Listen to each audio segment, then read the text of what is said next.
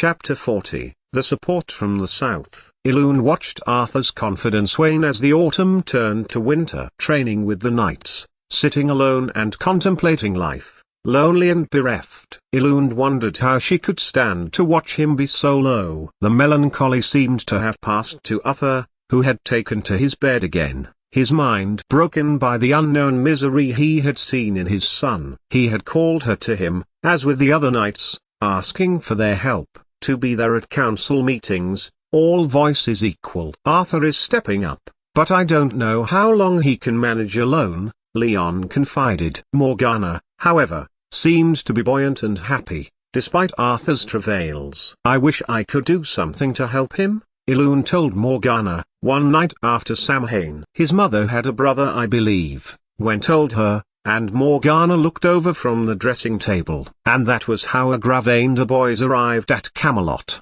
the king's brother-in-law, Arthur's uncle, sweeping in just before Christmas to support his nephew through the terrible time. Arthur's spirit picked up with the sharing of the responsibilities, being able to discuss the matters of state with a man of his blood, noble and learned. However, when she saw him, Aeled was transported back to the salt-crusted ruins of Tintagel, that terrible nightmare of the aborted wedding and the attack on the noble Britons by those with magic, aided by Camelot's Saxon enemies. He had been one of them. He had been part of the slaughter, causing the nobles of Camelot, King Mark and his court, to flee, their guard attacked and killed by the chaos he had caused. Elune may have been a part of it had she not been guarding Princess Ines, and had been considered valuable enough to be ransomed back to Bayard by Isolde and the to-be groom of Tintagel, Tristan. Their eyes met across the great hall, the breath in Aeled's lungs seeming to grow heavy as his eyes rested on her. He gave her a thin,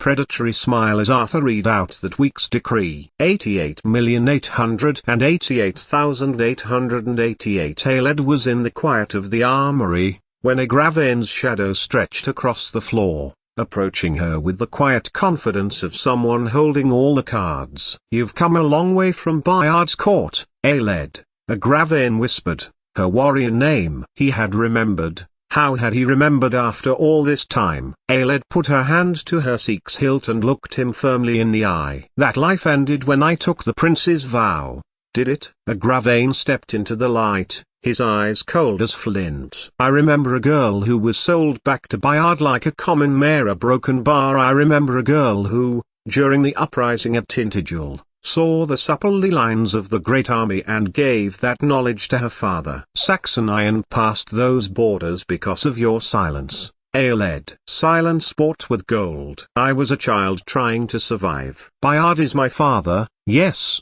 but he came to Tintagel for an alliance that he was cheated out of. To Arthur, it is treason, Agravain countered softly. Or, it will be, when I tell him. He is a man of absolutes. He believes in the purity of his inner circle. If he knew you were once a paid informant for the very men who now slaughter his border kin, do you think he would look at you with that pained affection? Or would he see just another Saxon parasite? He leaned in, his breath smelling of wine and malice. You will be my eyes. You will tell me what the prince whispers in his private grief. You will help me steer him away from the common rabble and back to the path of high blood. Do this, and the girl from Tintagel stays buried in the sand and cliffs and waves. He turned, and looked over his shoulder, narrowing his large, languid eyes. Do this, Aeled, and all will be well. Aeled watched him stalk out, wondering how he knew this. How he could have known she had given in to weakness and self-preservation when she alone spoke to the druids and bought her own life to be left alone. 88,888,888. Agravain began his work with a master's touch, twisting the knife of Lancelot's departure. During council meetings,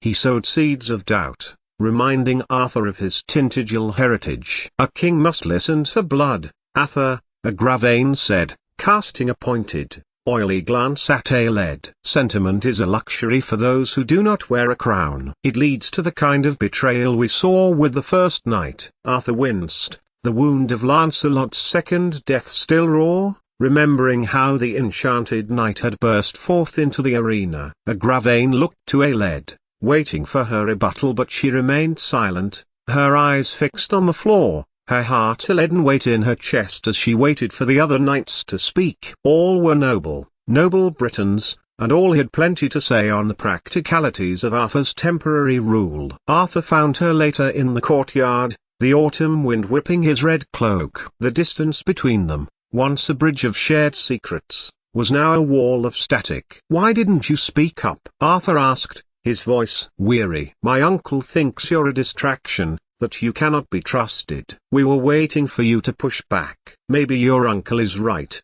Aeled said, her voice low. "Maybe I am just a distraction, Arthur." A mercenary who overstayed her welcome. It was the hardest thing she had ever done, to intentionally fail him, and she saw a similar look to the one she had seen on his face when he had seen Gwen and the Wraith with Lancelot's face kiss one another. Arthur's expression shifted from confusion to a deep, agonizing hurt. "Not you too. I've lost Lancelot. I've lost a broken bar, Gwyn, a broken bar. I'm losing my father to the shadows of his mind." He took her wrists and pulled her closer to him. "Forget anything I said before about trust. I am surrounded by enemies on all sides. A broken bar. I need your words. Ilu need a broken bar. I need you." The kiss was brief and swift, and in her mind later Ilund dismissed it as an embrace he might give any of his knights to remind them of his trust in them. "Yes," Ilund told him, when he stood back, and looked at her intently. "You have my loyalty, Lord Prince." Except, she thought, as she watched him leave, she suspected that none of the Camelot knights knew how soft he had been, how his breath caught as he pressed them to hear a broken bar, how he tasted a broken bar, how she could still feel his lips on hers that night as she patrolled with Sir Hector the walls of his castle. 88,888,888. But she realized the dilemma. Ilund could not simply be as she had been with Arthur, offering genuine advice or guidance, nor could she risk any true information to get to a Gravane. So she began providing a Gravane with scraps of information that were true but strategically useless, things she termed to be secrets, while looking for opportunities to sabotage his efforts to isolate the prince. But it was not enough. Ilun watched as a Gravane gained ground, his influence turning Arthur's noble heart into a fortress of suspicion. One evening, Arthur cornered her in the physician's chambers. He had seen her slipping into the West Tower for a midnight meeting with a Gravane.